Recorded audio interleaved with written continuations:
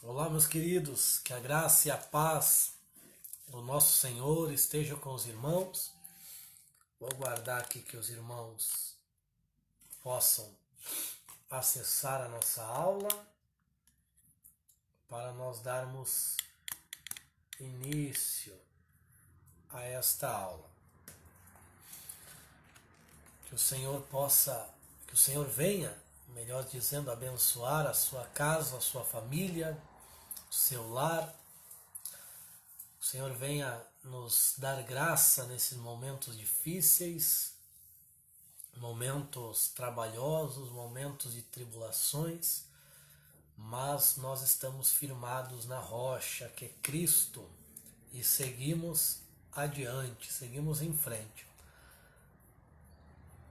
Deus abençoe a presença dos irmãos que estão acessando, estão entrando nesta aula ao vivo, os irmãos que vão assistir posteriormente através deste canal ou através do YouTube, que o Senhor possa abençoar. Deus abençoe nosso irmão Humberto, a sua família. Deus abençoe nossa irmã Marli. Deus abençoe todos os irmãos que vão aprender um pouco mais com a palavra. Então nós vamos encerrar esta semana nossos livros históricos e nesta aula estudaremos a lição de número 4, Esdras, Neemias, posteriormente o livro de Esther. Eu vou seguir aqui pela Bíblia, ou melhor, pelo livro, e nós vamos aprender um pouquinho mais da palavra. Pedi para minha esposa aqui me ajudar em um sentido que eu acabei esquecendo, pegar a Bíblia para mim, se for possível, lembra? Tá lá no carro a nova, que eu acabei esquecendo lá no carro. Mas é mais para o livro de Esther que nós vamos utilizar. Tem uma anotação lá que eu preciso. Meus queridos, para nós começarmos a nossa aula, nós vamos fazer vamos recapitular alguns pontos bem interessantes que nós precisamos. Então nós vamos analisar que o que nós estudamos até aqui, o que nós vamos estudar hoje, é um contexto geral e histórico da nação de Israel, desde a sua formação até a sua queda e agora, nesses livros de hoje, a restauração. Então, na primeira aula que nós tivemos presencialmente, nós analisamos, eu fiz só recapitulei brevemente, porque nós começamos no livro de Josué, mas eu recapitulei brevemente o êxodo, a saída do povo hebreu do Egito. Quando o povo de Deus entra no Egito, eles são apenas uma família. Isso é interessante nós anotarmos. Eles são apenas uma família, com aproximadamente 70 pessoas, 70 almas ouvidas, pessoas, vão entrar no Egito para morar na terra de Gósen, que era uma terra próspera, uma terra frutífera, uma terra boa, principalmente para o pastoreio. Porém, eles vão crescendo na terra, aquela família vai se tornar um povo muito fortalecido, vai se tornar uma nação ainda conhecida como hebreia, né? Com a promessa aí de ser uma nação, Israel, mas ainda eles são apenas conhecidos como hebreus. Ao eles saírem do Egito, através de Moisés e com a mão forte de Deus, o que vai acontecer? Eles vão sair como uma nação, ou melhor, como um povo. Eles saem como um povo, o povo hebreu. Quando eles entram na terra prometida, eles vão entrar como uma nação. Na verdade, ainda era uma liga tribal, como eu já falei para os irmãos, estavam apenas ligados pelos laços familiar e religiosos. Eles vão se fortalecer mesmo, eles vão se fortalecer com o reinado de Davi, ainda com o reinado de... Muito obrigado, linda.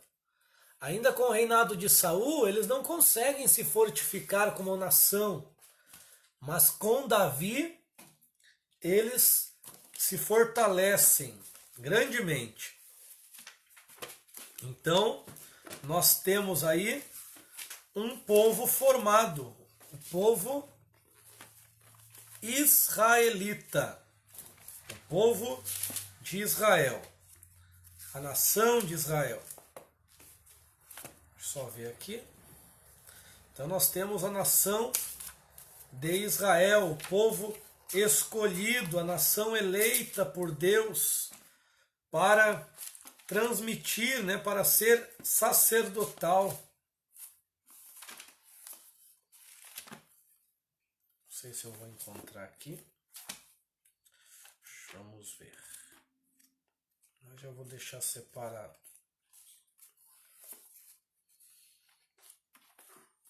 Deixa aqui. Zacarias. Nós já damos continuidade, meus irmãos, só tentando. Bom, acho que não vai estar.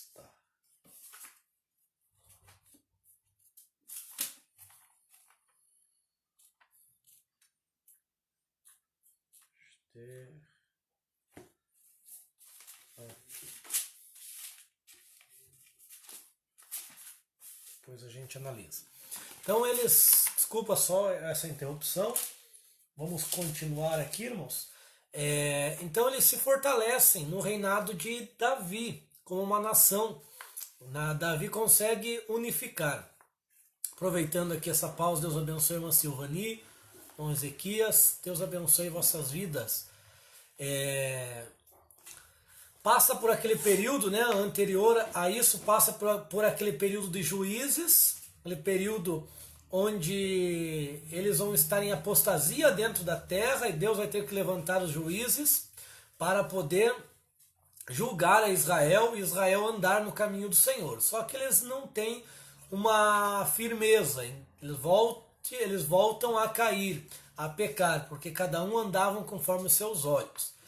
E no livro de Samuel que nós estudamos, nós vamos ver a monarquia estabelecida através do reinado de Saul, que reina 40 anos, Davi reina 40 anos, foi o melhor rei do Reino Unido, e depois vem seu filho Salomão, que reina 40 anos também.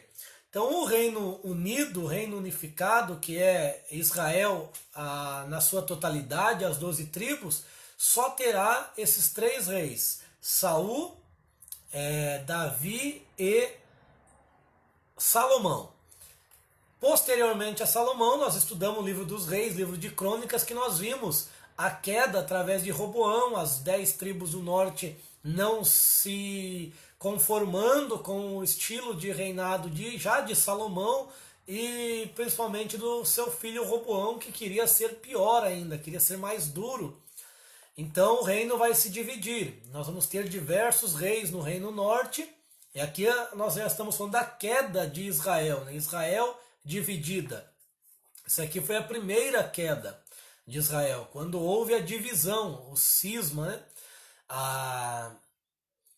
A tribo norte, ou melhor, o reino norte, capital Samaria, eles não terão nenhum rei que foi rei realmente bom, rei justo, rei que fez o que agradava ao Senhor. Pelo contrário, só caíram na idolatria. Já os reis do Reino Sul, houve reis ruins e reis bons, né?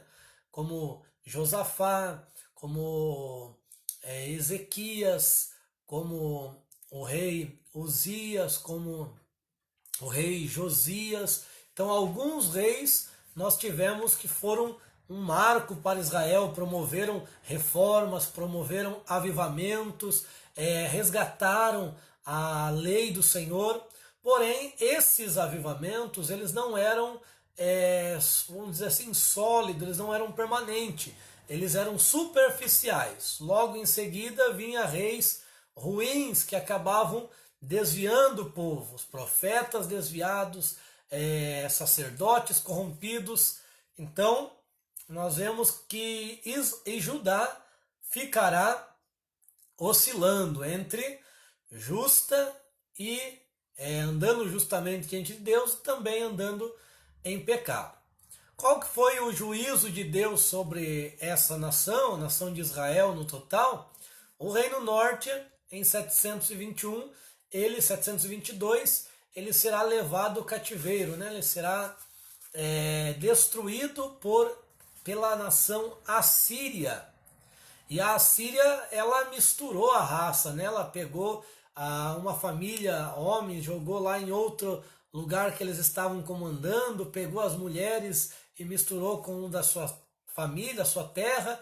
Houve uma miscigenação, houve ali então uma mistura na raça. Por isso, um dos motivos de Israel não se dar com os samaritanos seria este, né? Porque eles já não estavam mais puros aos olhos dos judeus.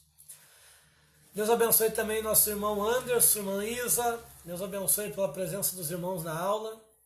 Já a nação de Judá, ela deveria ter visto o que aconteceu com a tribo ao Reino Norte e se convertido, porque eles puderam ver que Deus é juízo. Não é porque o templo está em Jerusalém que Deus não vai trazer juízo. Não é porque a arca está lá em Jerusalém, que era uma das coisas que eles colocavam a sua confiança. Eles colocavam a confiança que a arca estava em Jerusalém, o templo estava em Jerusalém, o santo ofício do culto estava em Jerusalém. Então Deus jamais destruiria Jerusalém, Judá. E mesmo Deus levantando o profeta como Jeremias, eles ainda perseguiram esse profeta pelo fato de acharem que ele estava sendo um conspirador, antipatriótico, né? Mas era Deus alertando a nação. Por fim, eles não dão ouvido aos profetas. Eles não vão dar ouvido aos profetas de Deus, e em 605 começa a queda de Israel, de Judá. 605 vai uma primeira leva para a Babilônia, e entre essa leva está os príncipes, a realeza, dentre eles Daniel, Azarias, Misael e Ananias. Daí nós temos o livro do profeta Daniel para estudar a chegada deles e como eles se destacaram no reino da Babilônia, que já foi alvo dos nossos estudos aqui. Nós temos em 597 cerca de 10 mil judeus, tudo isso antes de Cristo, 10 mil judeus sendo levados para a Babilônia, dentre eles está Ezequiel. E também estudamos aqui Ezequiel, que era de uma família sacerdotal, porém Deus levantou como profeta na Babilônia. E em 587, 586, é sempre data aproximada, vai haver a queda de Judá definitivamente. Então, em 3 levas, né? Aí serão levada a maioria do povo, só alguns mais pobres são deixados ali, e outros que fugiram para o Egito, e nesta fuga para o Egito, carregaram a força Jeremias para lá. Tanto é que não se sabe ao certo se Jeremias morreu no Egito ou se ele conseguiu voltar para Jerusalém. É bem provável que ele tenha conseguido, né, voltar para Jerusalém, e visto a catástrofe que estava, né, o caos que estava em Jerusalém, e ali compôs o seu livro que tem o nome de Lamentações de Jeremias, porque só alguém que viu o estado que Jerusalém ficou para poder dizer, né? Ó Jerusalém, tão populosa você era, e agora está deserta. Então, é bem provável que ele tenha morrido em Jerusalém, conseguido retornar, porque Jeremias ele era um amante da sua pátria. Teve a oportunidade de estar em alto escalão no governo da Babilônia, no Império da Babilônia, mas rejeitou para ficar com o povo de Deus. Então ele amava mesmo a nação de Judá. Ele amava o seu povo e preferiu sofrer com o seu povo do que ter privilégios na Babilônia. Conforme Jeremias profetiza, Jeremias vai profetizar que durante 70 anos seria o cativeiro babilônico. Por que 70 anos? Então tem um estudo tipológico que nos diz que 70 anos foi porque eles não guardaram o sábado por 490 anos. Eles não guardaram o sábado durante todo esse tempo. E se você fizer aí 7 vezes, dividir por 7, né, 490, vai dar 70 anos. Que era que eles deveriam ter guardado aqueles anos sabáticos. Então Deus vai permitir eles ficarem 70 anos, que é para recobrar esses anos sabáticos que eles não guardaram enquanto estavam na terra, desobedecendo os mandamentos de Deus.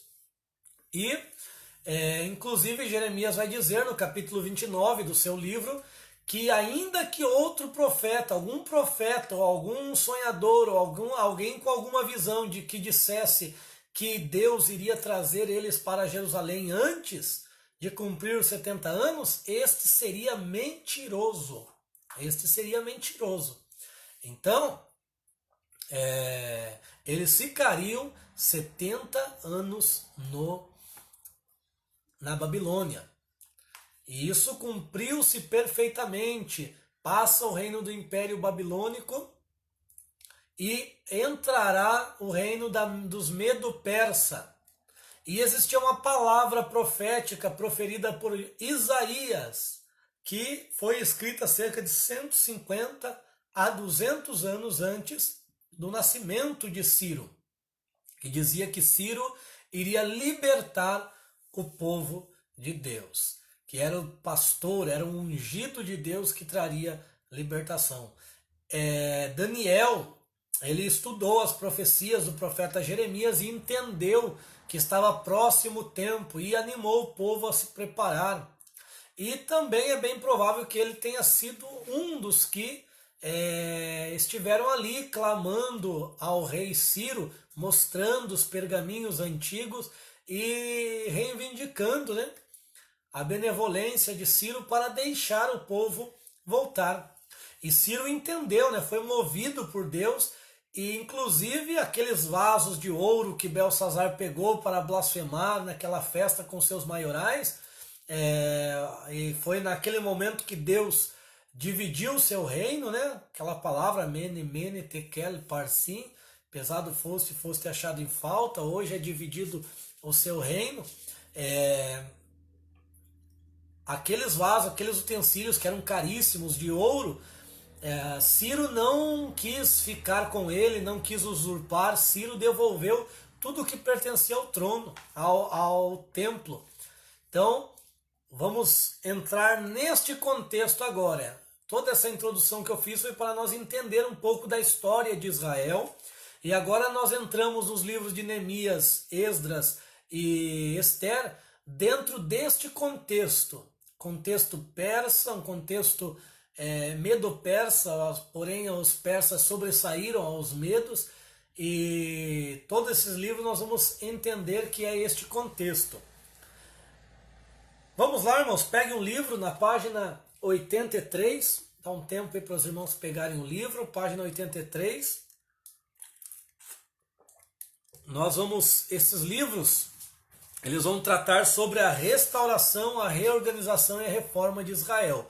Tanto no sentido físico do templo, muros, quanto no sentido espiritual, sentido da reforma religiosa, reforma da lei, tá certo?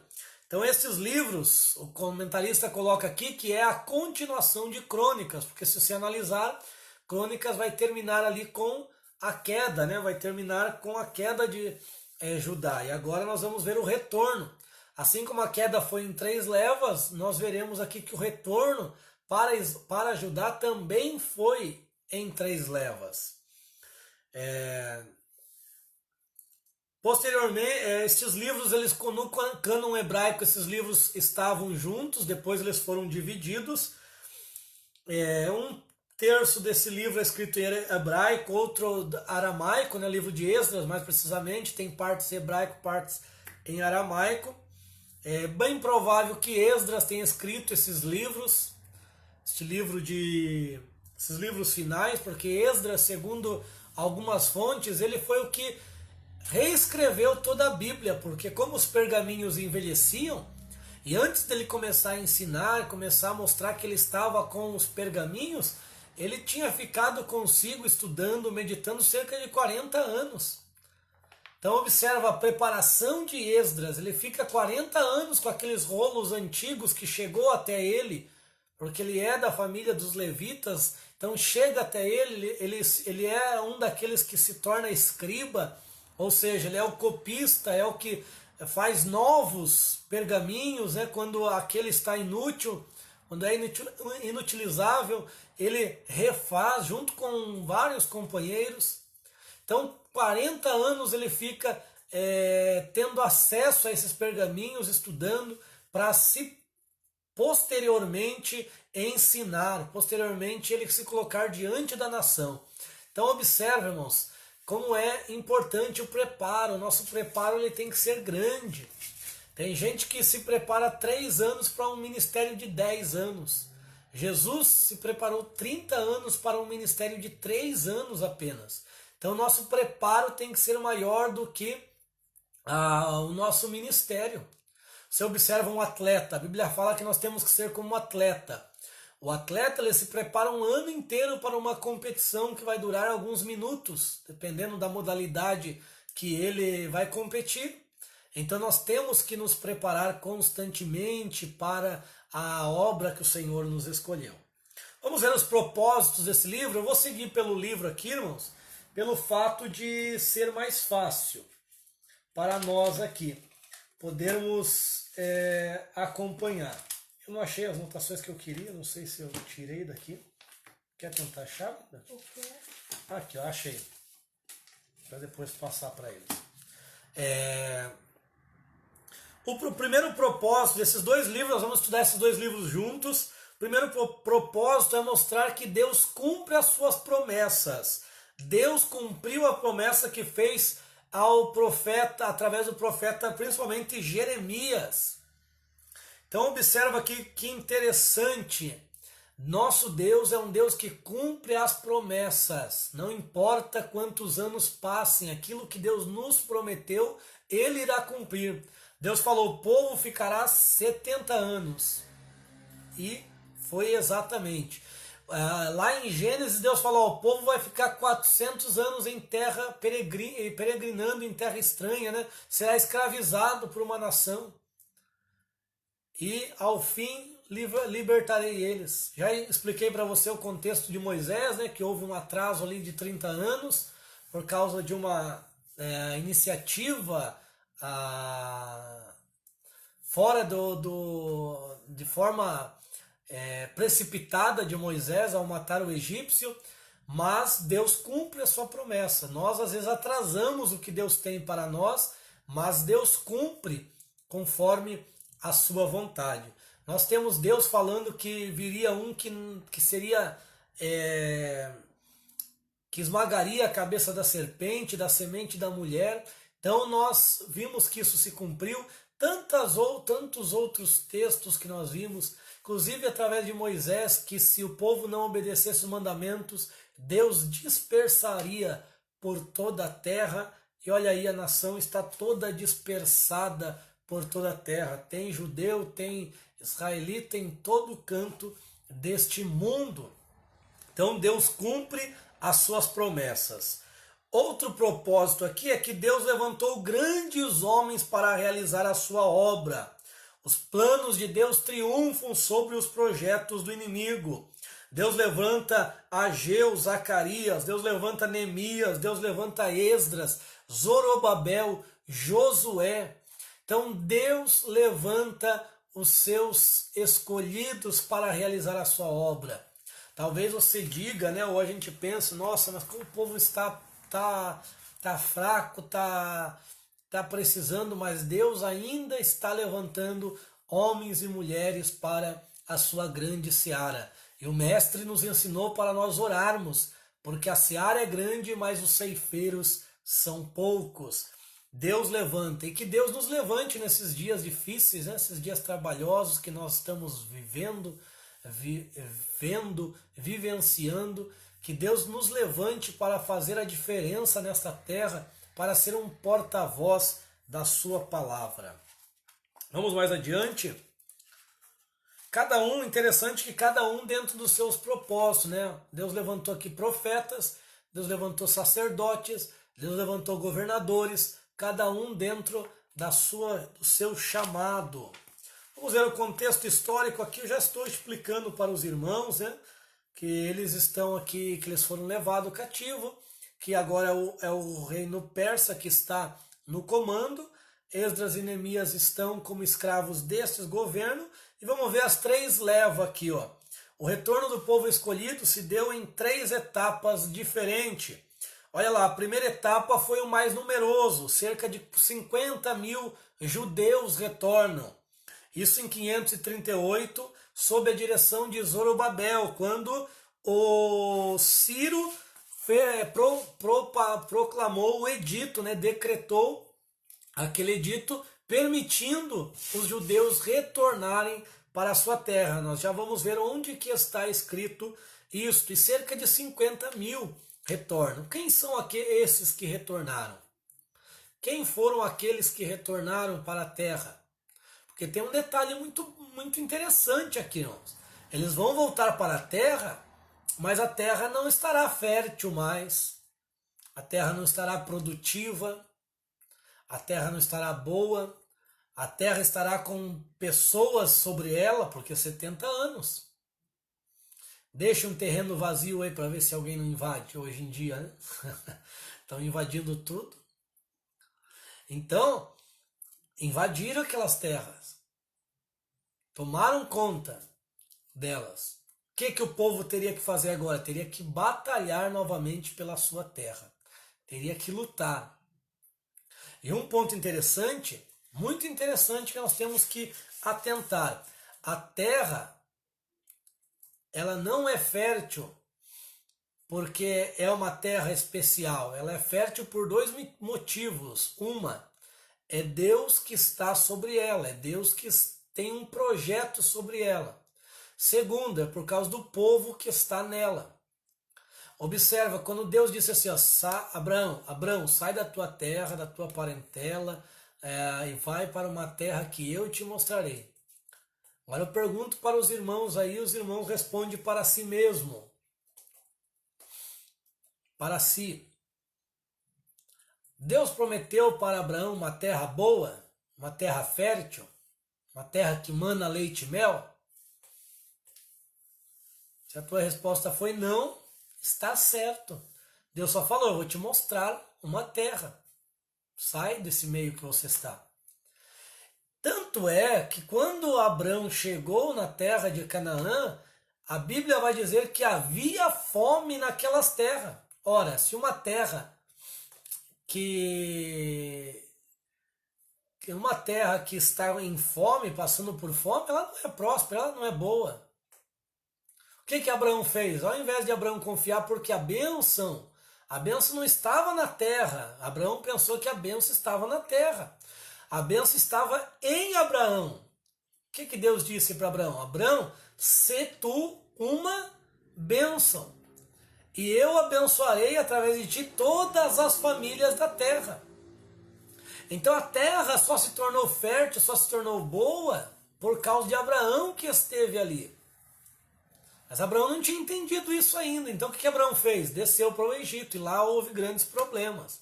Ele mentiu, entregou sua mulher, todo aquele problema lá, Deus interviu. Deus veio, né? Veio e agiu ali naquele momento. Ele vai sair com Agar, que vai dar problema lá para frente, vai sair cheio de riqueza, só que essas riquezas vão dar dor, vão trazer dores para ele. Abraão entendeu que o Salomão, né, escreveu, só que o oposto, né, porque é o que Salomão escreveu, diz assim, ó, as bênçãos do Senhor é que enriquece, e com ela não se acrescenta dores. Abraão percebeu que as bênçãos que homens dão, ela vem junto com elas dores, ela acrescenta dores. Porque se alguém te enriquece hoje, ele amanhã vai cobrar, e vai cobrar um preço pesado. Então você vai sentir as dores. Mas Deus, quando ele abençoa, ele não acrescenta dores, ele abençoa mesmo, ele não pede nada em troca. Nosso Deus, ele é tremendo, né? Aí Abraão vai entender isso. Tanto é que quando ele vai guerrear com os reis, ele não vai querer nada do rei de Sodoma, de Gomorra, ele não vai querer nada de nenhum rei, só o despojo para os guerreiros, porque ele entendeu que quem tem que abençoar a vida dele é Deus, porque as bênçãos do Senhor é que nos enriquece e elas não trazem consigo dores, elas só trazem alegrias, ações de graça. Essa é a bênção do Senhor. Então, quando Abraão esteve ali, Abraão abençoou a terra. Tanto é que você vai ver que em Isaac vai acontecer a mesma coisa. Os homens de Canaã cavavam poços, mas só vinham águas salgadas, águas amargas, águas terríveis. Agora, onde Isaac cavava, dava água boa. Por quê? Não é o teu emprego que te abençoa, é você que abençoa o teu emprego, é você que tem que ser bênção no teu serviço. Não é o teu serviço que tem que ser bom para você tem que fazer a diferença lá. E através de você, teu trabalho será próspero, a tua empresa será próspera. Então nós temos que entender que nós que abençoamos a nossa casa, é nós que abençoamos a igreja, o templo que nós nos reunimos para congregar, é nós que abençoamos o lugar onde nós estamos. A terra vai ser próspera de novo porque o povo vai voltar. E quem é que volta? A maioria dos sacerdotes que vão retornar, porque eles tinham interesse no culto, eles tinham interesse que voltasse a liturgia cultual. O segundo foi em 458 a.C., através de Esdras. Algumas tradições dizem que não foi Esdras quem retornou com a segunda leva, e sim Neemias. Então, quando Zorobabel vem, na primeira leva, eles vão reconstruir o templo, eles começam pelo altar. E após terminar, vão fazer sacrifício, vão festejar a festa de tabernáculos, vão dar sequência na construção, mas vão parar, que nós vamos ver aqui os textos. Eles vão parar a obra. Aí a segunda leva, segundo algumas tradições, ela é através de Neemias para reconstruir os muros. E a terceira leva seria então por Esdras para reformar a parte religiosa, né? Trazer uma reforma religiosa. Então nós temos uma reforma do templo, uma reforma da cidade e uma reforma religiosa, tá certo? Pode alterar só a segunda e a terceira aqui, entre Neemias e Esdras. Se nós seguirmos que a segunda foi Esdras, o terceiro foi em 444 com Neemias, certo? O templo foi reconstruído entre os anos de 536 a 516. Em seguida, existe uma lacuna histórica que pode ser que seja essa época de Esther, porque o livro de Esther é incerto, datá-lo, né? Não tem como datar precisamente. Certo? Vamos ver aqui a personalidade e a importância de Esdras. Esdras, já comentei aqui que era um escriba, porém ele era um escriba diferente, ele era versado na lei, era um escriba que se destacou entre os outros, principalmente porque depois teve a condição de ensinar ao povo. E ele ensinava em aramaico e em hebraico, porque ele lia os textos dos rolos sagrados em hebraico, que só tem em hebraico, e transliterava ou contextualizava para o aramaico. E, bem provável, ele deixou isto por escrito, formando aí o que é chamado de Targum. O que é Targum? Targum é uma contextualização dos textos em hebraico para o aramaico. Não é uma tradução formal, é uma contextualização. O que significa isso, irmão André? Isso significa que é mais ou menos, nós temos aqui a Almeida, Revista Corrigida. Isso seria uma tradução formal. E temos aí Bíblias como a Mensagem, Nova Linguagem de Hoje, Bíblia Viva, que são Bíblias contextualizadas na linguagem contemporânea, na linguagem comum de todos hoje. Então, era mais ou menos isto, né? Tinha o hebraico e tinha uma contextualização para que eles entendessem. Por quê? Qual que é a razão disso? Quando o povo retorna para o Egito, para Judá, a maioria já não falará mais o hebraico, e sim o aramaico. O hebraico ficou só sendo alvo de estudos nas sinagogas, que é outra característica do cativeiro. Como eles não têm templo e judeu para cumprir todos os rituais, eles precisam de templo, senão eles não têm como seguir um ritual de adoração. Para eles precisa ter templo, ter todas as peças do templo para eles funcionarem, para funcionar o culto deles. Como eles não tinham mais isso, eles vão criar as sinagogas, que eles vão chegar até ela para estudar os rolos sagrados, orar, louvar, fazer os serviços que eles chamam de serviços da Torá. Então, existe até hoje as sinagogas, porque eles não têm templo para se reunir. E isso nasceu com o cativeiro babilônico. E o aramaico também. O aramaico é um hebraico, seria uma língua da família semítica, assim como é o hebraico, mas ele é mais simples, né? Ele é mais simples de se falar. Então eles optam, né? Eles passam a usar o aramaico. Tanto é que nos tempos de Cristo o que era mais usado era o aramaico, né? Era a linguagem do povo. Tá certo? E Escriba teve essa condição. Escriba pode ser considerado o pai do judaísmo, porque ele ensinou aí as lacunas do que é o judaísmo, as bases, né, as colunas, não lacunas, colunas do que é o judaísmo. O que é o judaísmo? É mostrar a raça escolhida. Israel é uma raça escolhida, é um povo escolhido por Deus.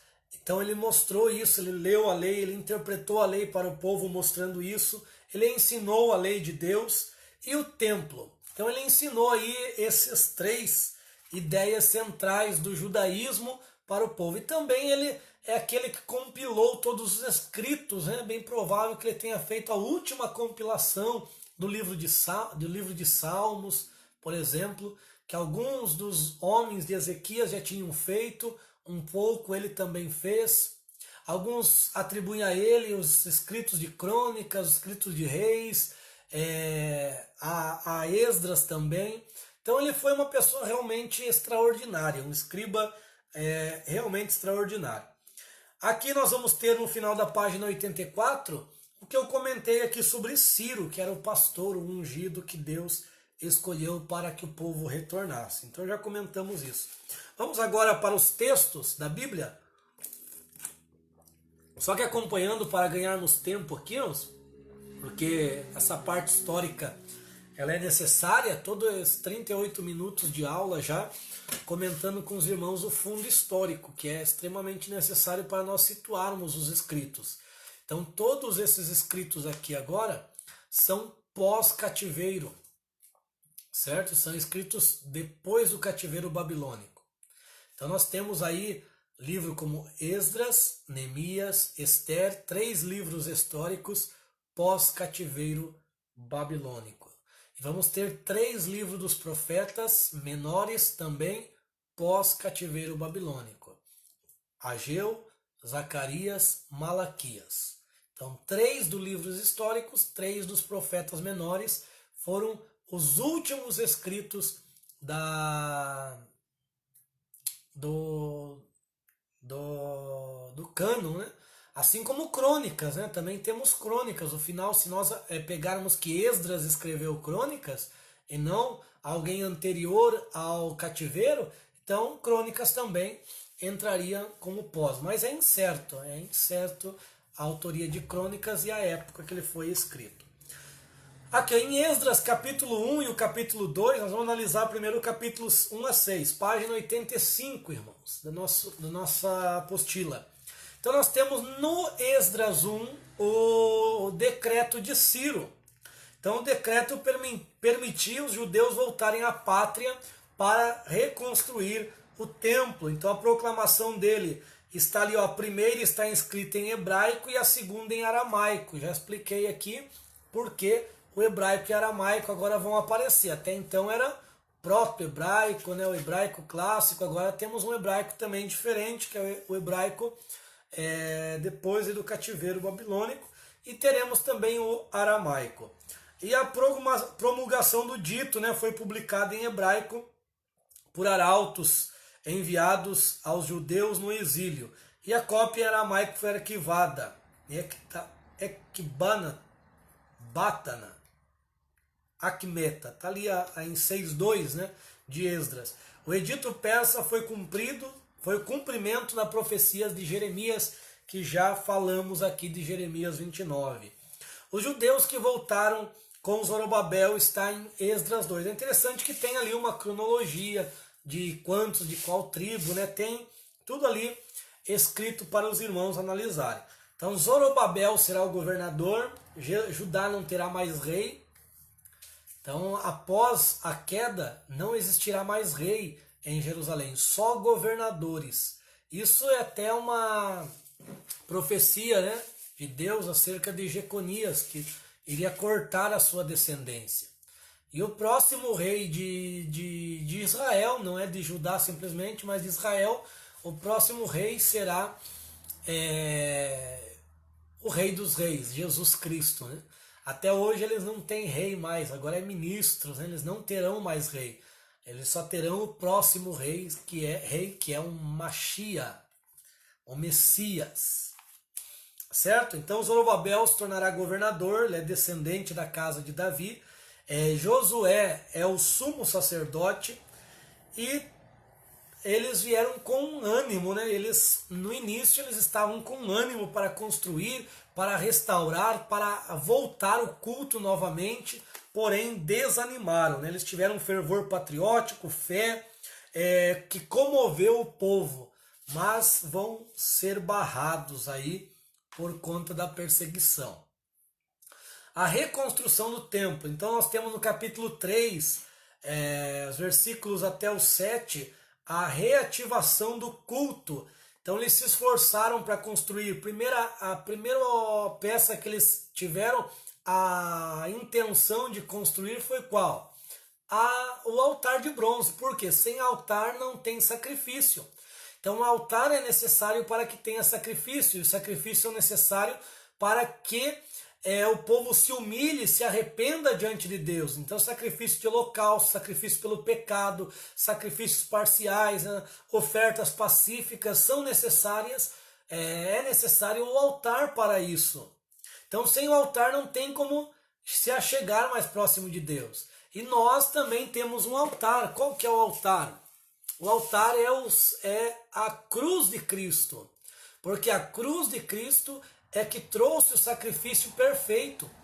Então o altar tinha 4 pontas, a cruz tem 4 pontas, onde essas 4 pontas tinha que lançar sangue, as 4 pontas da cruz ficaram ensanguentadas, pés, mãos, cabeça.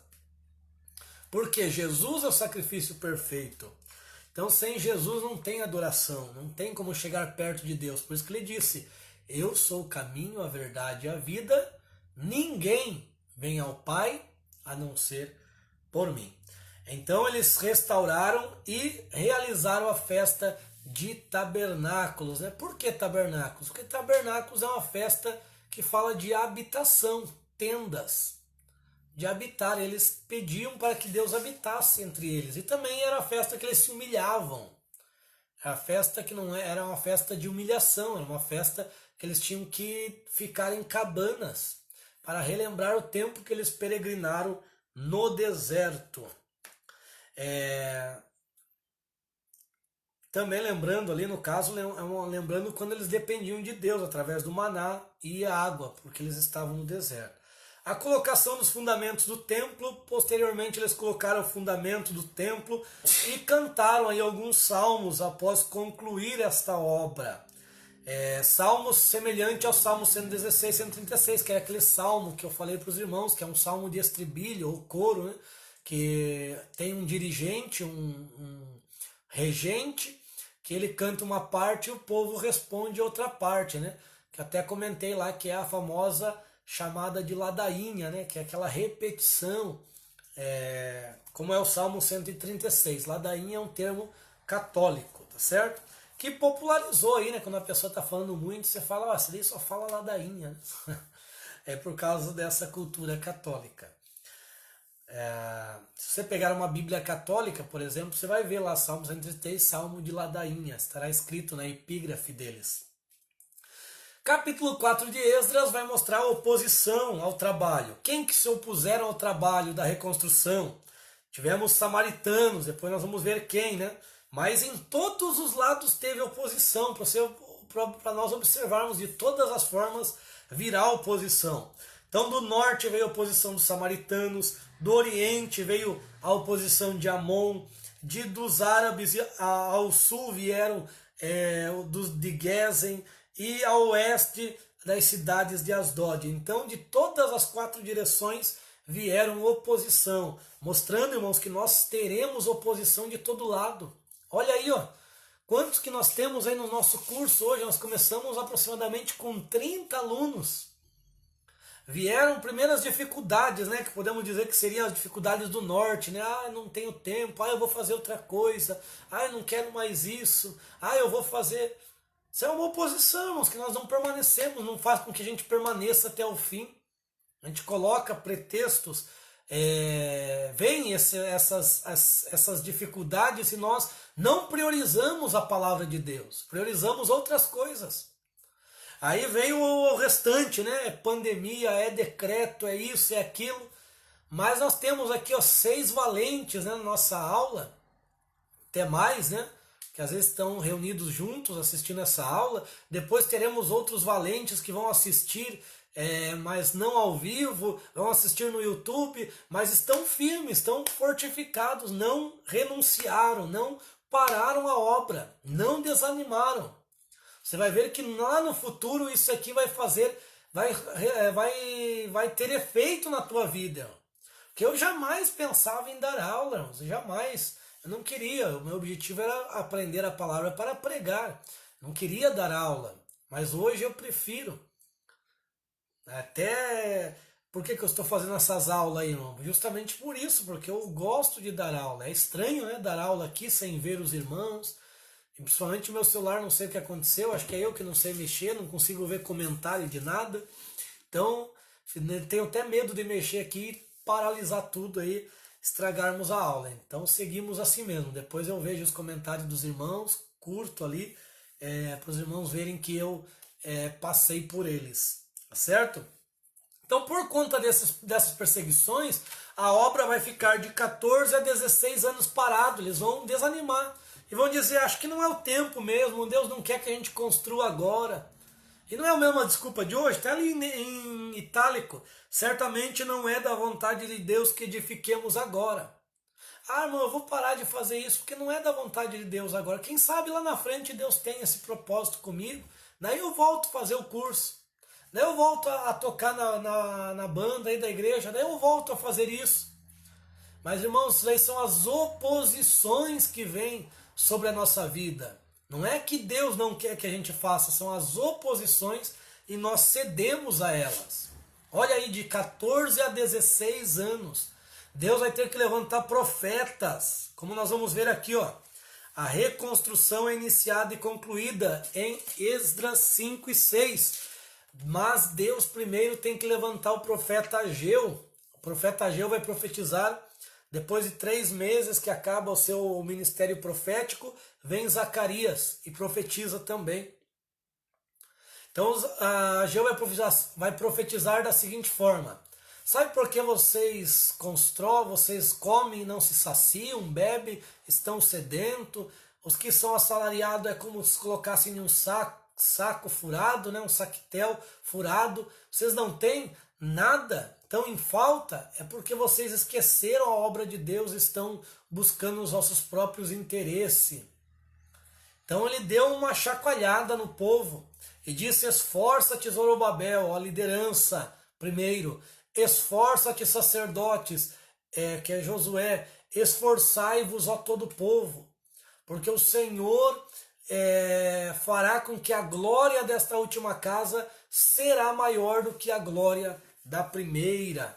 Então eles deram a desculpa: nunca vai ser igual ao templo de Salomão, Templo de Salomão revestido de ouro, é o Templo de Salomão gigante, grande, é lindo, nós nunca vamos fazer igual. Mas não é a beleza do material que importa, e sim a glória de Deus que está na nossa vida. A glória que está no templo, é isto que importa, certo, irmãos? Então não importa se nós somos hábeis, especialistas, ou se estamos iniciando, o que importa é a glória de Deus na nossa vida, certo? Então Deus vai falar, né, através ali os chifres, Zacarias, os chifres que dispersaram a Judá, que são os poderes do inimigo, os dois ungidos, que é Zorobabel e Josué, e tipifica, e também são as duas testemunhas do Apocalipse, estão diante do Senhor de toda a terra, as mãos de Zorobabel lançaram o fundamento. Então Deus vai animar o governador e também o sacerdote. Dos Esdras 7 e 10 temos anos intermediários. Aqui ele coloca que provável que esses anos foi que o livro de Ester tenha sido escrito também. O capítulo 6 de Esdras termina em 516 a.C. Esdras entra em cena no capítulo 7, em 458. Aí nós temos aqui entre esses dois capítulos Xerxes, que subiu ao trono da Pérsia, e temos esses fatos, alguns fatos narrados no livro de Ester, sendo este período, né? Neste intervalo, a espiritualidade decaiu em Jerusalém. Então, o povo, espiritualmente, eles vão fracassar.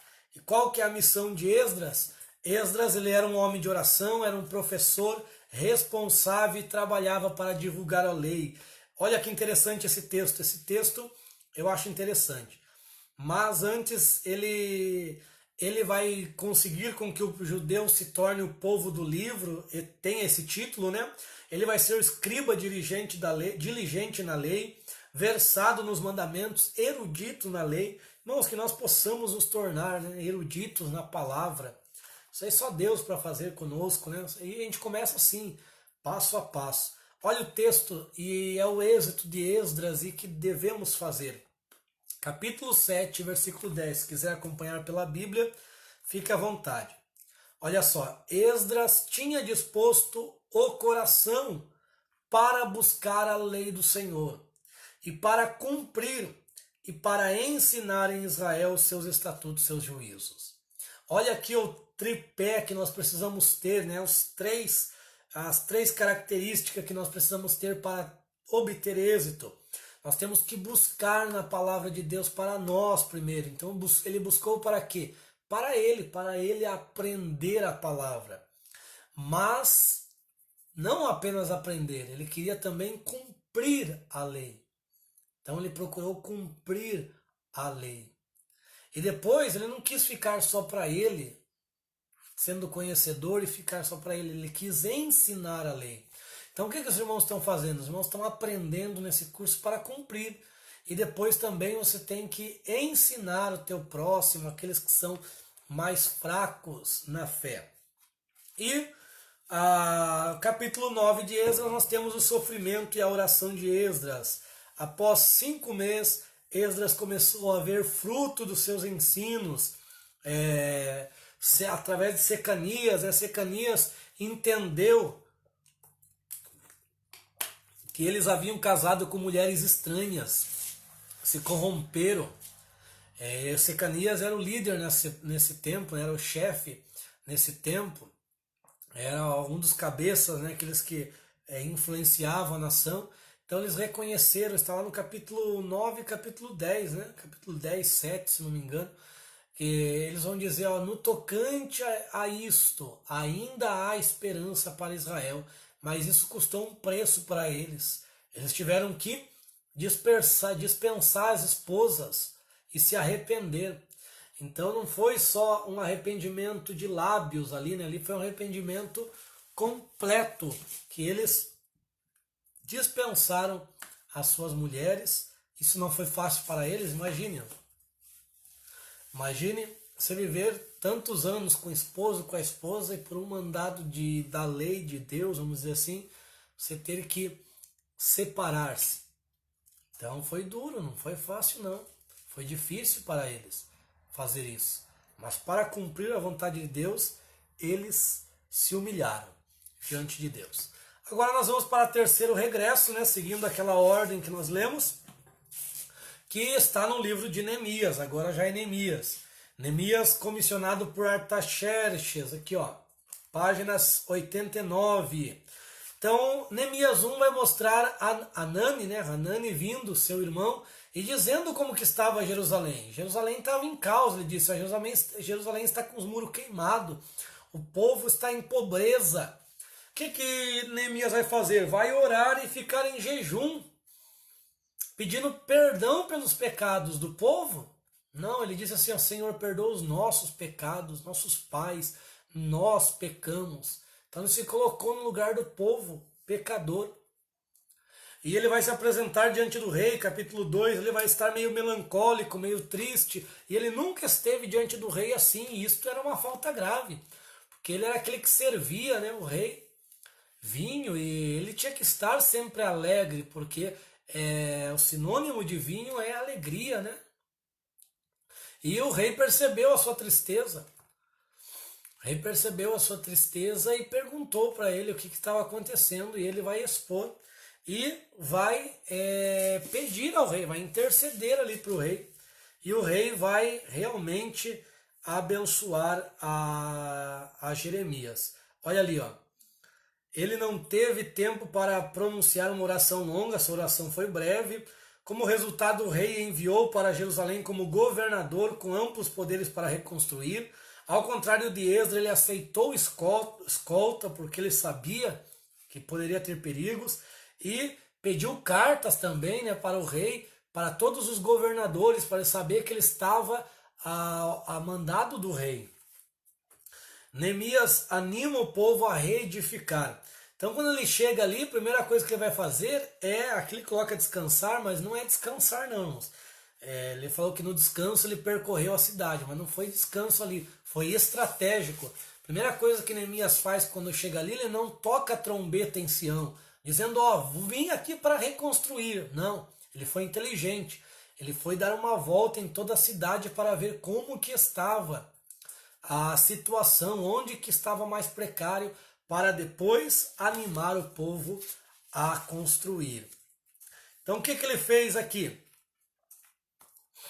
Depois ele desperta o povo, né?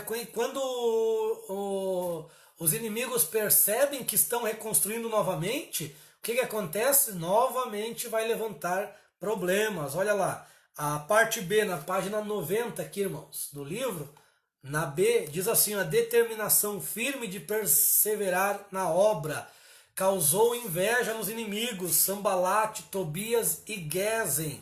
Então, Sambalate e Tobias de Samaria e Gesem, governador de Negev. Então isso trouxe uma perseguição, mas eles não pararam, não deixaram por se desanimar. Isso ficou intenso nessa perseguição que nós já vamos ver. Próximo ali, Neemias distribui as tarefas do trabalho. Isso foi um ponto crucial aqui, né? Neemias soube delegar a tarefa a cada um e animou o povo, estava ali junto com o povo para construir, não foi aquele que só foi mandando, ele foi junto, abraçou a obra. A oposição dos inimigos está em Neemias 4, os escárnios dos samaritanos chamaram eles de débeis, falaram, vocês nunca vão terminar essa obra, vocês nunca vão conseguir. Então eles tentaram de toda forma para que o povo perdesse o ânimo. Inclusive, lá houve conspiração para empregar força, a ponto de Neemias, a Bíblia falar que Neemias, eles pegaram na espada, né? Com uma mão ele assentava lá as pedras e a outra ele estava com a espada, preparado para batalhar. Eles não pararam de reconstruir para ir guerrear. Eles construíram e se o inimigo viesse, eles estavam preparados, vigilantes para entrar em conflito. Não foi somente a oposição de fora, houve oposição de dentro. Os grandes oprimem os pobres. Como estava escasso de tudo, o que acontece? Aqueles que tinham mais condição estavam emprestando com juros altos, tomando os filhos como escravos daqueles que não conseguiam pagar impostos. Isto, Neemias ficou irado com isso. Neemias foi duro com eles sobre isso daí. Então estavam se aproveitando. É o que acontece em tempos de crise, né? Alguns que têm, mas eles passam a se aproveitar. Olha aí no início, né, da pandemia aqui, né, o que aconteceu? Estavam vendendo álcool em gel caríssimo. Então sempre vai haver os oportunistas. E o exemplo de Neemias, né? Neemias deixou um bom exemplo, foi um dos melhores líderes da Bíblia. Melhores líderes da Bíblia foi Neemias. Não quis receber dinheiro de governador. Olha lá. As intrigas dos adversários e a conclusão do muro. Neemias foi convidado para uma reunião com Sanbalat e Tobias. Né? Foi aquele ponto que ele diz: estou fazendo uma grande obra de modo que não poderei descer. Está em Neemias 6:3. Então eles não conseguiram fazer com que Neemias saísse, que eles queriam matar Neemias, certamente. E acusado de conspiração. Então, como não conseguiram de nenhuma forma, acusaram que Neemias queria restaurar os muros para se tornar uma grande fortaleza e lutar contra a Pérsia. Né? Pegaram até um edito antigo que tinha que eles não deveriam reconstruir, porém Neemias tinha um mais recente, né, que autorizava a reconstrução. E tentaram também levar Neemias ao descrédito. Olha que eles tentam de toda forma os inimigos. Né? Então qual foi a arma final de Sanbalat e Tobias? Foi procurar os corrompidos. Né? Ele pegou ali os traidores, sacerdotes, profetas, que pudessem instigar o povo a não acreditar em Neemias. Né? E ele disse, a resposta é: um homem como eu fugiria? Quando o muro é construído, irmão, para a surpresa dos inimigos, em 52 dias o muro é construído, uma grande obra reconstruída em pouco tempo, porque teve um especialista, né, um líder hábil, um líder que soube animar o povo, um líder que esteve junto com o povo, soube aconselhar nos momentos difíceis, não parou a nenhum custo e concluíram a obra. Isso gerou proteção para Jerusalém, né, que os muros rodeavam toda a cidade, as portas eram fechadas à noite, então isso aí trouxe segurança para o povo. Fizeram um censo no capítulo 7, e todo o censo está na lei que deveria ser dado ofertas, né, e essas ofertas iriam ao templo. Foi o que fizeram aqui. As reformas do capítulo 8 a 13, né, temos reforma religiosa. Posteriormente à construção do muro, foi feita a leitura da lei. O povo ficava horas ouvindo a leitura da lei. Horas. Hoje a gente tem dificuldade de ficar alguns minutos ouvindo a palavra, né? Mas eles ficaram horas. Parece que Esdras se havia retirado da vida pública para se aplicar às escrituras. Os israelitas, a página 93, isso, irmão. Os israelitas escutavam atentamente enquanto Esdras lia a palavra em cima de um estrado, que era um púlpito, né? Esdras tinha um púlpito, está em Neemias 8:4. Quando Esdras começou a louvar a Deus, rapidamente foram ouvidos amém. Então houve um grande avivamento. Por quê? O povo se arrependeu muito, mas Neemias e Esdras falaram palavras de consolos e disseram que aquele era o dia que o Senhor, era um dia santo ao Senhor, e de a famosa palavra lá que está em Neemias: a alegria do Senhor é a nossa força. Posteriormente, a conclusão, já tem o templo, já tem o muro, a cidade está completa. Agora eles vão celebrar a festa de tabernáculos novamente, está na página 93. A festa que eles vão realizar é tabernáculos. Veja que tabernáculos tem uma conotação bem interessante, irmãos. Foi realizado ao construir o altar de sacrifício, foi realizado ao final da construção do muro, e é a festa que vai ser realizada no reino milenar de Cristo, né? Que é quando Deus tabernaculará com o seu povo. Então é uma festa extraordinária, essa festa de tabernáculos. E a comissão, pregação e pacto, né? 9 até o capítulo 10. Então, nesses textos é falado sobre a eleição do povo, redenção, aliança, providência na entrega de Canaã, pecado visto na rebelião da monarquia, julgamento no período de exílio, graça demonstrada na restauração. E, por fim, algumas reformas social e política, mudança do povo para Jerusalém, tinha gente que não queria ir, então chamaram pessoas vizinhas para estar lá, para novamente fortificar a cidade. A dedicação da muralha está no capítulo 12, a gloriosa dedicação dos muros. Achavam-se presentes os levitas com 2 grandes coros, instrumentos musicais, e correção de abusos, né? Por fim, quando Neemias volta para a Pérsia, fica por alguns meses lá. Ao retornar para Jerusalém, o que ele encontra? Tobias lá, né? Tobias morando em uma recâmara, está lá na página 95, última página do livro de Esdras. Tobias morando em uma das recâmaras do templo, irmão. Então, o que Neemias fez? Neemias pegou pelo colarinho Tobias e lançou ele fora, irmão. Porque, irmãos, tem pessoas que nós temos que tirar da nossa vida, não tem jeito de nós andarmos juntos. A Bíblia fala, como andarão 2 juntos se ambos não estiverem de acordo? Então tem pessoas que nós temos que excluir. Ele era parente ali de Eliasib e estava morando lá em uma das câmaras. E ainda ficava ali, com a área das ofertas, olha o interesse, né? Ficava ali, servia parte do depósito dos vasos sagrados, ofertas e incensos.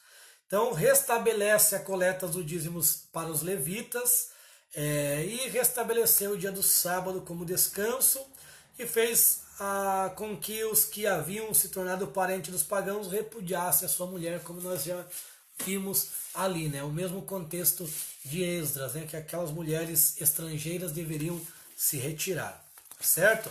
E nós vamos para o livro de Ester, irmãos. O livro de Ester é um livro de libertação. Está bem declarado aqui. Hadassah é o nome hebraico dela, né? Ester, um nome persa, né? Um nome da cultura que tem a ver lá com Ishtar, né? Ishtar, que é ou Astaroth, alguma coisa assim, né? É aquela cultura que eram renomeados, né? Como Ananias, Azarias, Misael, Daniel tiveram outros nomes também, mas ela não deixou de ter um nome hebraico também.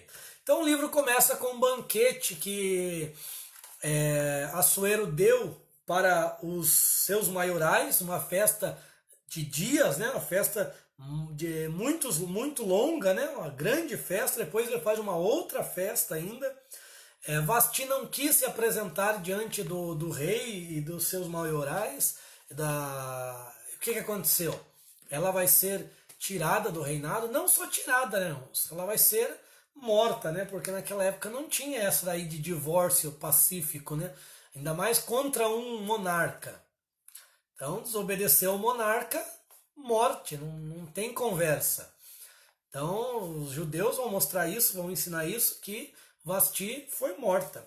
Não é divórcio amigável como tem hoje. Nem em Israel, que existia uma carta de divórcio, eles davam divórcio, eles repudiavam as mulheres, para as mulheres não casar mais, só eles casavam. Então imagine um povo pagão, como que não iam fazer? E ela fez isso diante de muitos homens maiorais. O que os sábios aconselharam? Você vai ter que tomar uma atitude, porque quando os príncipes ficarem sabendo que a rainha desobedeceu ao rei, as mulheres, nenhum dos homens vão ter mais proeminência. Claro que é aquele contexto lá, irmãos. Os irmãos não fiquem bravos aí com a gente. Isso é aquele contexto, hoje é diferente, certo? Isso tudo estava ali sendo direcionado por Deus. É um dos livros da Bíblia que não aparece o nome de Deus, né? Mas nós temos Deus trabalhando nos bastidores. Ester era uma serva e, imagina, uma escrava vai se tornar rainha. Então isso daí é coisa de Deus, né? Capítulo 2 é isto, né? Ester se tornando a eleita.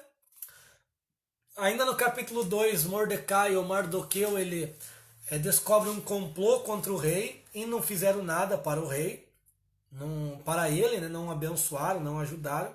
Capítulo 3 vai aparecer o inimigo, que era Amã.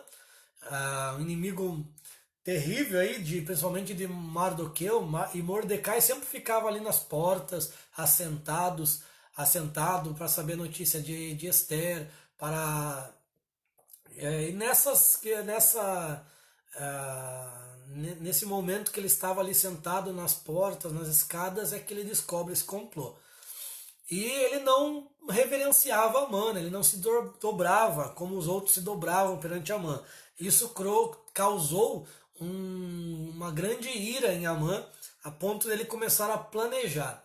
Já estou resumindo aqui o livro, irmãos, porque nossa aula já está em 1h10, não quero ser muito longo com os irmãos, né? Mas são 3 livros aqui que nós temos que estudar. Então, ele não gostava nada disso e vai preparar uma forca. A intervenção de Esther, capítulo 4-7.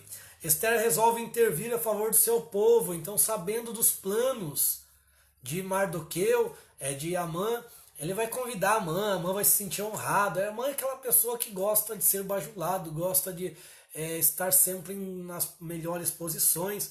Então ele sentiu o cara, né? Mas ali ele vai ser revelado, né? Inclusive ele vai falar, né? Mardoqueu vai aconselhar Esther e ela vai dizer, proclama um jejum, fala para Mardoqueu falar para os judeus entrar em jejum, e ela vai dizer ali, ó, página 99, no finalzinho da primeira parte, vai dizer assim, ó, se eu perecer, pereci, e que ele havia falado que Deus tinha colocado ela naquela posição, e ela diz, ó, se eu perecer, eu pereci, mas eu vou lutar pelo meu povo. Então Esther convida o rei e Amã para o banquete, ali ela vai expor ele. A ira de Amã contra Mordecai vai fazer com que ele construa uma forca para todos os judeus, não era só para Mardoqueu, né? Mas era para Mardoqueu ser o exemplo. Ele ia enforcar Mardoqueu e todos os judeus que não quisessem curvar diante dele, ele ia fazer a mesma coisa.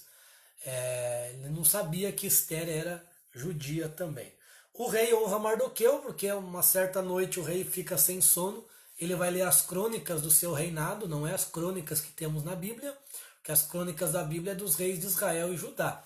Ele vai ler as crônicas do seu reinado e vai ver que um homem descobriu um complô, queriam matar o rei e não fizeram nada. Ele foi perguntar o que fizemos para esse homem. Não fizeram nada.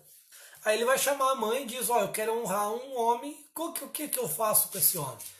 Ele diz assim, ó, pega o teu cavalo, ó, rei, coloca esse homem sobre o teu cavalo, coloca as tuas vestes reais e pede alguém ir diante dele dizendo, este é o homem cujo rei se agrada, né? Cujo agrada o rei. E ele vai ser orientado pelo rei Assuero a fazer isso com Mardoqueu. Imagina que terrível para ele, né? Alguém que ele queria ver morto, agora ele vai ter que sair por toda a cidade e dizer, ó, este é o homem que o rei se agrada. O rei se agrada desse homem. Então, é isso que Deus faz, né, irmãos? Deus, ele inverte as posições. E quando é exposto esse plano de Amã matar os judeus, matar os judeus, o que acontece? Ela a Radassa Esther vai ser taxativa aqui, vai mostrar o que Amã pretendia fazer com seu povo, e toda a família de Amã vai ser enforcada naquela forca. Então a salvação dos judeus, decreto de 8-10, o decreto de Assuero em favor dos judeus. Então os judeus vão destruir os seus inimigos, vai haver uma grande, né, muitos homens vão ser mortos, né, por causa disso, que eram os inimigos dos judeus. E com esta ocasião vai surgir a festa de Purim. E Mordecai vai ser honrado pelo rei, vai ter várias nações sob o seu comando, vários príncipes sobre o seu comando. Ele vai ter diversas cidades, capítulo 10 você vai ver isso, diversas cidades sob o seu comando. Então, um homem que estava prometido de morte para o seu inimigo vai ser um grande comandante ali. A festa de Purim é algo interessante, né? Ela vai surgir como uma festa de libertação, uma celebração pela libertação dos judeus. E na cidade, quem está em Jerusalém, qual que era a ordem? Quem estivesse em Jerusalém deveria comemorar um dia, que é um mês lá, não lembro, está ali no texto, né? Eles deveriam comemorar um dia. Agora, quem estiver fora dos muros, ele deve comemorar 2 dias. Então é o que acontece hoje. O que acontece? Os judeus que estão em Jerusalém, estão em Israel, eles comemoram um dia a festa de Purim. Já os judeus que estão em outra nação, por exemplo aqui, né, no Brasil, eles comemoram em 2 dias. Então vamos ver ali em Esther, mês de Adar, né? A Esther 15 diz assim: os judeus que se achavam em Suzã se reuniram também no dia 14 do mês de Adar e mataram em Suzã a 300 homens, porém ao despojo não estenderam a mão. Da mesma sorte, os demais judeus que se achavam nas províncias do rei reuniram-se e se dispuseram em defesa das suas vidas e tiveram repouso dos seus inimigos, e mataram 75.000 que odiavam, porém ao despojo não estenderam a mão. Sucedeu isso no dia 13 de Adar, e no dia 14 descansaram, e o fizeram o dia de banquete de alegria. Mas os judeus que se achavam em Suzã se ajuntaram no dia 13 e no dia 14. Descansaram no dia 15, declarando como dia de banquete de alegria. Portanto, os judeus das aldeias que habitam nas cidades não muradas fizeram do dia 14 do mês de Adar o dia de alegria, de banquete, de festas, e dia de mandarem porções dos banquetes uns aos outros. Então, os que habitam nas cidades ali, um dia não muradas, né, que é colocado, mas é em Jerusalém, hoje é assim, né? Eles comemoram um dia, e os que estão em Jerusalém 2 dias. Jerusalém não, Israel, né? Mais propriamente dito.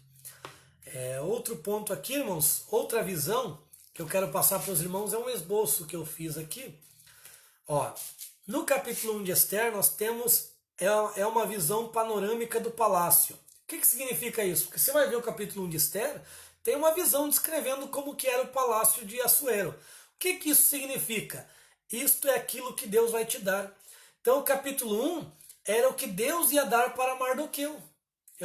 Esse que Deus vai te dar é porque eu já estou aplicando para nós. Então quando a gente vê as coisas, diz, meu Deus, começa a ter sonhos, desejo, o que é isso? É Deus te mostrando aquilo que Ele vai te dar. Então Deus tem grandes coisas, você diz, mas é muito grande, é extraordinário. Pode ficar tranquilo que é o que Deus vai te dar. Se Deus colocou esse desejo no teu coração, Deus vai te dar. Então todas aquelas peças, aqueles ornamentos, tudo isso era aquilo que Deus daria para o seu povo. O capítulo 2 aparece o quê? Aparece Mardoqueu sentado no palácio. Então é a situação da pessoa que vai morar no palácio. Olha como estava Mardoqueu. Mardoqueu estava sentado na porta do palácio, nas escadas. É a situação que você se encontra hoje, você se encontra nessa situação, nas escadas. Mas vai chegar um momento que Deus vai te colocar dentro do palácio. Capítulo 3 aparece o inimigo, né? Aparece o inimigo, e Deus levanta o inimigo de Mardoqueu. Por que Deus levanta o inimigo? Para mostrar, né? Para mostrar, a Bíblia, Davi falou, né? Prepara um banquete na presença dos meus inimigos. Então Deus prepara, ou melhor, nós já vimos ali em Esdras também, em Neemias, que sempre vai levantar inimigos. E no capítulo 3 vai aparecer o inimigo de Mardoqueu. Capítulo 4 dá poder ao inimigo. Você vai ver que no capítulo 4 o inimigo começa a engrandecer. E é quando você vê, né, os inimigos prosperando, você vê acontecendo na vida de tantas pessoas que são injustas. Você fala, meu Deus, eu estou aqui procurando sempre ser fiel ao Senhor e nada acontece na minha vida. Mas Deus faz isso, irmãos, que é para você entender que essa posição do que o inimigo está é uma posição pequena diante da posição que Deus vai te dar. Capítulo 5, Deus vai armar uma cena, arma a cena de como Deus vai tirar aquele homem da escada para colocar no trono. Então Deus vai preparar uma situação. Capítulo 5, Deus vai preparar uma situação para poder tirar aquele homem que estava na escada para colocar no trono, para colocar como governante de diversas cidades. O capítulo 6 é o momento que Deus vai exaltar o prisioneiro da esperança. Você observa que Mordecai, ele nunca saiu da escada, da porta, sempre ficou ali. Ele não se corrompeu com o dia de rei, porque ele teve um dia de rei. Ele teve um dia que ele foi rei, mas ele não se corrompeu com aquilo, ele voltou novamente lá para a escada, para aquela posição. Por quê, irmão? Nós temos que esperar Deus agir na nossa vida. Lembra lá de Eliseu e Geazi? Naamã veio com alguns presentes, mas Eliseu entendeu que ele não deveria pegar aqueles poucos presentes, porque Deus tinha muitos bens para dar para ele. E futuramente Deus levantou um rei para dar muitas riquezas para Eliseu. Então não se corrompa com um dia apenas de princesa, um dia de príncipe, porque Deus tem trono para te colocar. Então, capítulo 6 é o momento que Deus vai exaltar a Mardoqueu. Capítulo 7 é a ruína dos inimigos. É a ruína dos inimigos. Você observa que esse poder que os inimigos têm, uma hora eles vão cair. Capítulo 8, todos os bens do inimigo veio para Mardoqueu. E só os males foi para Amã, né? Porque aquilo que foi mal, foi forjado contra Mardoqueu, ficou com Amã. Mas os outros bens, sobre tudo quanto Amã era chefe, Mardoqueu se torna chefe. Capítulo 9, a festa para anunciar a sua vitória, a festa de Purim aqui, né? É a festa para anunciar a tua vitória. Irmãos, festeja as tuas vitórias, se alegre com as tuas vitórias, nomeie as tuas vitórias. Cada coisa que Deus criou, Deus nomeou e disse, isto é bom. Então nomeie as tuas vitórias, irmãos. Faça festa, se alegre, faça culto de ações de graça. E ações de graça tem que ter atitude de gratidão, tem que ter ofertas a Deus, tem que ter a atitude de graça da tua parte. E o capítulo 10 é a posição de destaque. É a posição de destaque que Deus te colocará. Mordecai, está aqui no livro, Mordecai é honrado pelo rei. É a posição de destaque. Olha só como acontece. O livro começa, um homem na escada, palácio estrondoso, sem a possibilidade dele entrar, mas Deus o coloca lá dentro. O livro começa com uma serva, uma escrava, sem condição de se tornar rainha aos olhos humanos, eu estou falando isso, mas Deus a torna rainha. Então, irmãos, não olhe para essas crises, não olhe para os tempos difíceis, porque as crises elas são propulsoras dos grandes projetos de Deus. A crise ela é genitora dos grandes ministérios. O que seria de Daniel se o templo não fosse derrubado? O que seria de Isaías? O que seria de Jeremias? O que seria desses homens se não tivesse essas crises? Jeremias seria mais um sacerdote, Isaías seria um escriba, Daniel seria apenas mais um príncipe. Mas as crises elas são genitoras de grandes ministérios, de grandes homens de Deus, de grandes projetos de Deus. Entenda isso e anote isso, que as crises elas geram grandes projetos de Deus. Estamos vivendo em tempos de crises, e esses tempos de crise Deus quer gerar grandes projetos através da sua vida. Amém, meus queridos? É com essas palavras que nós encerramos a nossa aula, e agora nós vamos deixar aí para a nossa coordenação, ver como que vai ser a realização das atividades, das provas, tá certo, irmãos? E vamos orando, né, para que Deus tenha misericórdia de nós, que Deus venha dissipar este vírus, dissipar esses problemas, e que possamos novamente estar juntos para nos alegrarmos, festejarmos, irmãos, e aprender a palavra de Deus. Amém? Abraço a irmã Silvani, Marli, a Ezequias, Humberto, sua esposa, Anderson, Isa. Deus abençoe a todos que vão assistir essa aula posteriormente. Muito obrigado, irmãos, pela presença dos irmãos aqui. É uma grande alegria estar com vocês. Tenha uma ótima semana na paz de nosso Senhor.